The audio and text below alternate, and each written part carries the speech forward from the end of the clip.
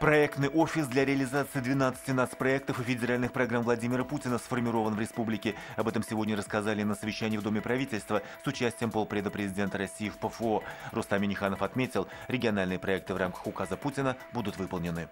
Каждое четвертое преступление в Татарстане раскрывается участковыми. Об этом сегодня сказали в МВД республики. Больше всех у участковых уполномоченных полиции обращений по бытовым преступлениям. 17 ноября они отметят свой профессиональный праздник. Как помочь мигрантам адаптироваться в России? Об этом в Казани расскажут гостям из 10 регионов страны. В течение 3 дней в столице пройдет обучающий семинар по социальной адаптации трудовых мигрантов. Модель комплексной работы с ними разработана благотворительной организацией.